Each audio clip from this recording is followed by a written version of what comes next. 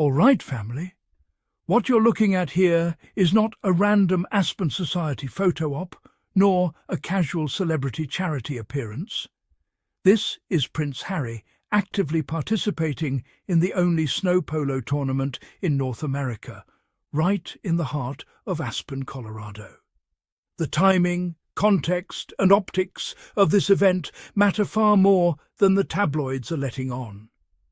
While UK commentators recycle tired narratives about Harry being isolated or disconnected from purpose, here he is, doing exactly what he has always done best, combining sport, visibility, philanthropy and elite international networks on his own terms. Let's unpack what's actually happening here. According to the Aspen Snow Polo Instagram account, Prince Harry is set to participate in the World Snow Polo Championship at Rio Grande Park in downtown Aspen, held over December 17th and 18th. This is not a casual exhibition, it's a globally recognized event tied to the Aspen Valley Polo Club, drawing international players, sponsors and serious media attention, even if UK outlets downplay it. Importantly, this is North America's only snow polo tournament, which is not accidental. Snow polo is niche, elite, and deliberately exclusive. It attracts a very specific crowd: global philanthropists, luxury brand partners, business leaders, and international sporting figures. This is the exact ecosystem Harry has been rebuilding his life around since stepping away from royal constraints. Now, let's talk about the team lineup. Prince Harry is listed alongside Grant Gansey and Nick Roldan, both serious names in the polo world. Nick Roldan, in particular, is a well-established professional polo athlete with deep connections in both sport and high society circles. These are not filler teammates. This is a legitimate competitive lineup, debunking the media myth that Harry is clinging to polo as a mere hobby from his past. Polo has never been a hobby for him. It has always been a strategic platform socially, diplomatically and philanthropically. Aspen is a key location here.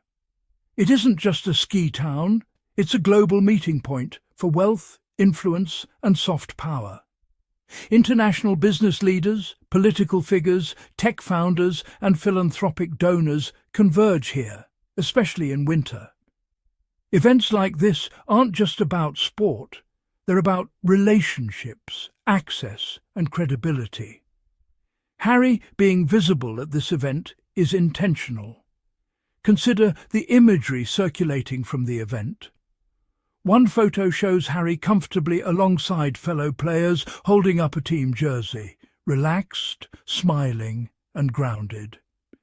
There's no royal regalia, no stiff formality and no palace choreography. This is the version of Harry that consistently appears in the US. Engaged, approachable, confident and very much part of a functioning team. This stands in stark contrast to how UK tabloids often depict him as lonely or irrelevant. The visuals alone dismantle that narrative. Now, let's discuss timing. This appearance comes when British media is aggressively pushing stories about Harry being sidelined or excluded. Yet here he is, doing something tangible, visible and internationally relevant without any media leaks or drama. This silence is strategic. Harry doesn't need to announce his relevance, he demonstrates it. Snow polo itself is symbolic. It's physically demanding, visually striking and logistically complex. It requires coordination, adaptability and resilience qualities Harry has embraced publicly in recent years. This isn't ceremonial ribbon cutting, this is active participation in a challenging environment, showcasing Harry's commitment. For years, Harry was framed as the spare, indulged but not taken seriously. Polo was often treated as a quaint pastime, rather than a legitimate avenue for influence. However, post-exit, Harry has reclaimed it as a bridge between philanthropy, global sport, and modern public engagement. Polo has been central to fundraising for causes Harry supports, especially those connected to mental health, veterans, and community resilience. Even when the press fails to connect those dots, the people in those spaces certainly do. Notice what's absent here. No palace press release, no royal briefing, no anonymous sources expressing concern, and no attempts to spin this as nostalgic or regressive. This absence is telling because this appearance doesn't fit the narrative some outlets want to sell. It shows Harry embedded in a world that values influence through action rather than hierarchy through birthright. The Aspen Snow Polo event has become increasingly visible on social media, where luxury sport and lifestyle intersect. The branding, music choices and visuals are modern, aspirational and global. This isn't dusty aristocracy, this is contemporary elite culture. Harry fits here naturally, and critics often struggle to accept that he didn't fall out of relevance when he left the institution. He simply shifted arenas. Zooming out, we see a broader pattern. Harry continues to show up in spaces that align with his values and long-term goals. Sports with philanthropic potential, global platforms with meaningful reach, and environments where he's treated as a participant rather than a symbol. Importantly, he does this without centering himself. This event isn't the Prince Harry show. He's one name among many on the team roster, contributing rather than dominating the narrative. This, again, counters the caricature of ego that critics love to push. And let's highlight that this is happening in the US, which offers Harry something Britain hasn't since his departure. Space.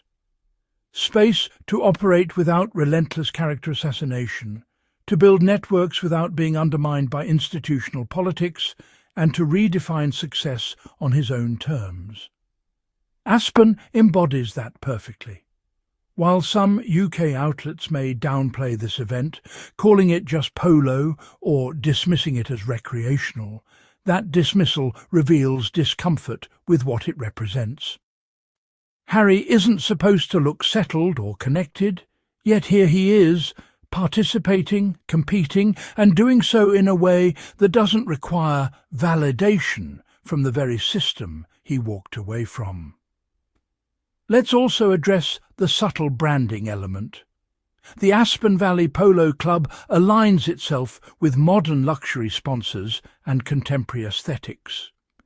Harry's association with this space reinforces his positioning as a global figure rather than a purely British one. This is intentional. It's the life he's building. As we consider these contrasts, we see endless commentary about protocol and hierarchy alongside a man actively participating in elite international sport, surrounded by peers in a setting blending culture, philanthropy and visibility. One narrative is static, the other is dynamic, and dynamics always win in the long run.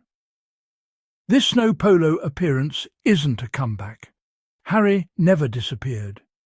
It isn't nostalgia. It's happening now. It isn't rebellion. There's nothing left to rebel against. It's simply continuity on his terms, which makes it quietly power star.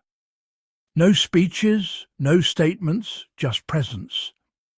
While certain voices insist Harry is irrelevant or struggling to find direction, images like these tell a very different story, one of stability, confidence, and intentional movement. Relevance doesn't need permission, and purpose doesn't require approval. It just requires showing up. And that's exactly what Prince Harry is doing in Aspen.